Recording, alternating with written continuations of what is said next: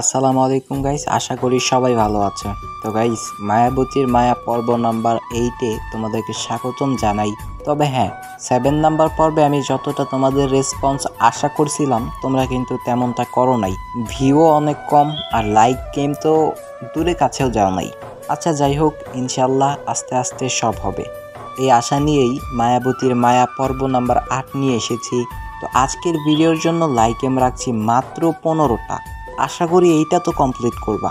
যাই হোক, কমপ্লিট করে দিও। মায়াবতীর মায়া পর্ব নাম্বার 8 শুরু করি। ঘোরাঘুরি শেষ করে বিকেলে বাসায় ফিরলাম। বাসায় ফিরে ফোনটা হাতে নিলাম।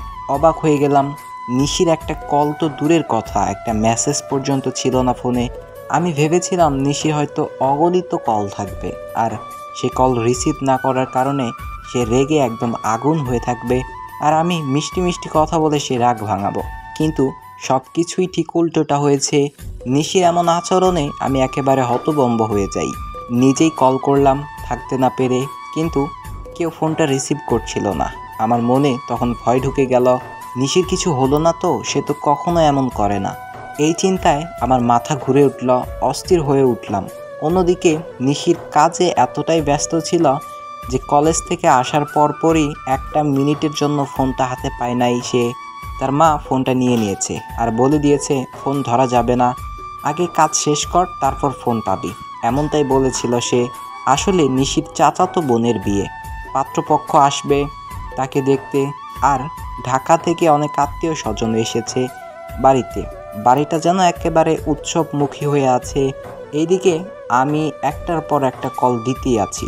একসময় কলের সংখ্যা 100 ছাড়িয়ে গেল।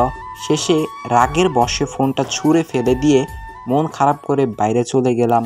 ছাদে বসে তাকিয়ে আছি চাঁদের দিকে, চোখ দিয়ে জল পড়ছে টুপটাপ করে।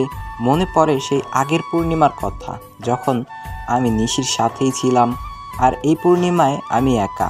এই ভাবনায় আমার চোখের পানি যেন থামছে না।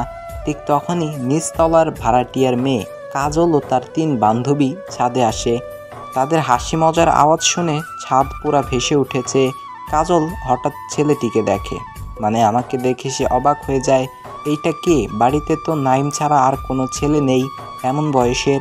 ও তো এখন ফুপুর বাসায় থাকার কথা। তবে ওরা কি বাসায় ফিরে এসেছে? হঠাৎ ওদের আগমনে আমি ঘাবড়ে যাই। তাড়াতাড়ি চোখ মুছে কোনো মতে পাশ কাটিয়ে ছাদ থেকে নেমে আসি। ওরা 4 জন আমার আচরণ দেখে অবাক। কিরে, ছেলেটা এমন কেন করলো? তবে আমি ছাদ থেকে নেমে যাওয়ার পরই তারা আবার আগের মতো হাসি ঠাট্টা শুরু করে। আমি এখন নিশ্চিত তারা এখন আমাকে নিয়েই হাসছে। অপমান বোধ লাগতে লাগলো নিজের কাছে। আর দেরি না করে চলে গেলাম নিজের রুমে। রুমে ঢুকেই শুনতে পেলাম ফোন বাজছে। রাগের মাথায় ফোন ছুঁড়ে ফেলার কারণে ফোনটা আলমারির নিচে চলে গিয়েছিল। এটা বের করে দেখলাম নিশি কল করেছে। রিসিভ করতেই ওই পাশ থেকে কান্নার আওয়াজ। নিশি কিছু বলতে পারছিল না। এমন কি হয়েছে তোমার, এই অবস্থা কেন? নিশি জিজ্ঞাসা করল। তুমি সারাদিন কোথায় ছিলে? আমি জবাব দেই। নিশি বলে কাজিনকে দেখতে আসবে বলে বাসায় অনেক কাজ, মা ফোনটা রেখে দিয়েছিল তাই ধরতে পারিনি। নিশির কথায় আমার মনটা কিছুটা শান্ত হয়। তারপর শুরু হয় গল্প, হাসি আর কিছু না বলা ভালোবাসার আদান প্রদান। 30 মিনিট পরে হঠাৎ দরজায় আম্মু। আমার এলোমেলো চুল, মুখে কান্নার ছাপ, লাল চোখ, সব দেখে আম্মু একটু চিন্তিত। দূর থেকে বললেন, তোর এমন অবস্থা কেন রে? আমি তাড়াতাড়ি উঠে বললাম, সারাদিন বাইরে ছিলাম তাই এমন দেখাচ্ছে। আম্মু একটু থেমে বললেন, আচ্ছা খেতে আয়। নিশিকে বিদায় জানিয়ে হাত মুখ ধুতে চলে গেলাম খাবার টেবিলে। খাবার দাবার সময় আম্মু আবার বললেন, তোর কি কিছু হয়েছে বাবা? আমি মুচকি হেসে বললাম, না আম্মু, কিছুই তো হয়নি। খাওয়া শেষ করে আম্মুর পাশে কিছুক্ষণ বসে থাকলাম।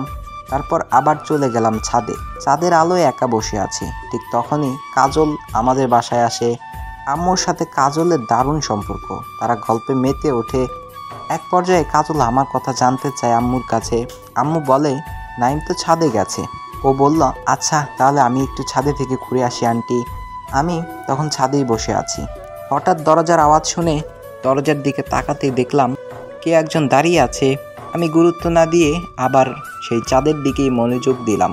কাজল আমাকে দেখে ধীর পায়ে আমার কাছে এসে বসল। তো গাইস, এরপর থেকে অসাধারণ টুইস্টে গল্পটা শুধু ভর্তিই থাকবে। আশা করি বাকি পর্বগুলো অনেক বেশি তোমাদের ভালো লাগবে। লাইক গেমটা কমপ্লিট করো। মায়াবতীর মায়া 8 নাম্বার পর্ব তো আসছেই ইনশাল্লাহ। 9 নাম্বার পর্ব ইনশাল্লাহ। 9 নাম্বার পর্বটাও তোমাদের অনেক বেশি পরিমাণ ভালো লাগবে। 9 নাম্বার পর্ব আসা পর্যন্ত সবাই ভালো থাকো, সুস্থ থাকো, টেক কেয়ার, আল্লাহ হাফেজ।